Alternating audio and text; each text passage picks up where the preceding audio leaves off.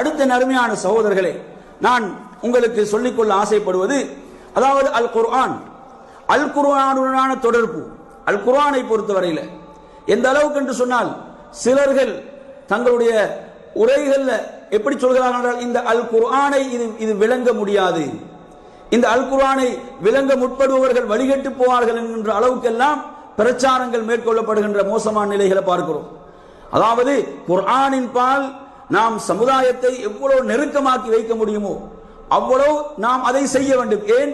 அல் குர்ஆன் என்பது ஹுதல் லின்னாஸ், மக்களுக்கு வழிகாட்டுவதற்காக, மக்களுக்கு நேர்வழியை காட்டுவதற்காக அதாவது அருளப்பெற்றதுதான் இந்த அல் குர்ஆன், ஹுதல் லின்னாஸ். இந்த அல் குர்ஆன் என்பது அல்லாஹு தஆலா குர்ஆன்ல பல இடங்கள்ல ஒரு அத்தியாயத்தில் திரும்ப திரும்ப கேட்கிறான், வலகத் யஸ்ஸர்னல் குர்ஆன லிذிக்ர் ஃபஹல் மின் முத்தகிர். நாம் இந்த அல் குர்ஆனை நல்லுணர்வு பெறுவர்களுக்கு இதை எளிதாக்கி இருக்கிறோம், உங்களில் இதன் மூலம் நல்லுணர்வு பெறக்கூடியவர்கள் இருக்கிறார்களா, நட்போதனை பெறக்கூடியவர்கள் இருக்கிறார்களா? நாம் எளிதாக்கி இருக்கிறோம் என்று சொல்கிறான். இப்படி சொல்லப்பட்ட இந்த வேதம், இப்படி ரப்புல் ஆலமீன் குறிப்பிட்டிருக்கும் போது இதை விளங்க முடியாது, இதை நீங்கள் இதனுடைய பொருளை உணராமல் ஓதுவது மட்டும்தான் இதற்கு நீங்கள் செய்ய வேண்டிய கடமை என்றால் அது அநியாயம் இல்லையா? அல்லாஹு தஆலா கேட்கிறான், அஃபலா யததப்பரூனல் குர்ஆன அம் அலா குலூபின் அக்ஃபாலுஹா. அவர்கள் அல் குர்ஆனை ஆய்வு செய்ய வேண்டாமா, விளங்க வேண்டாமா, அவருடைய உள்ளங்களுக்கு என்ன பூட்டு போடப்பட்டிருக்கிறதா என்று அல்லாஹு தஆலா கேட்கிறான். எனவே நறுமையான சகோதரர்களே, அப்ப குர்ஆனின் பாலம், இந்த குர்ஆனின் பக்கம் எவ்வளவு இந்த சமூகம் நெருக்கி வைக்கப்பட்டிருக்கிறது. யாரோ ஒரு எழுதிய ஒரு புத்தகத்தை முக்கியத்துவம் கொடுத்து படிக்கப்படுகிறதே தவிர அல் குர்ஆன் பொருள் உணர்ந்து மக்களுக்கு சொல்லிக் கொடுக்கப்படுகிறதா, மக்களுக்கு கற்றுக் கொடுக்கப்படுகிறதா? இந்த பகுதி எவ்வளவு முக்கியமானது.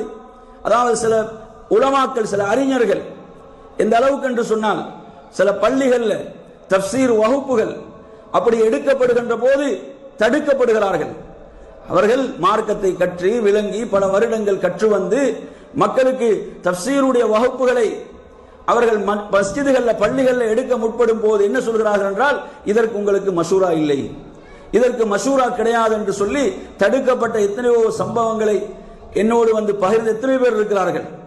நான் ஏன் இதை உங்களுக்கு சொல்கிறேன் என்று சொன்னால், அதாவது குர்ஆனை அவர் படித்து விட்டு வந்திருக்கிறார், 7 வருடம் 8 வருடம் குர்ஆனை விளங்கி படித்து விட்டு வந்து தான் படித்ததை மக்களுக்கு சொல்வதற்கு மஷூரா இல்லை என்று சொன்னால், அப்ப யார் இந்த சமூகத்தை காப்பது, யாரு சமூகத்தை வழிநடத்துவது யாரு?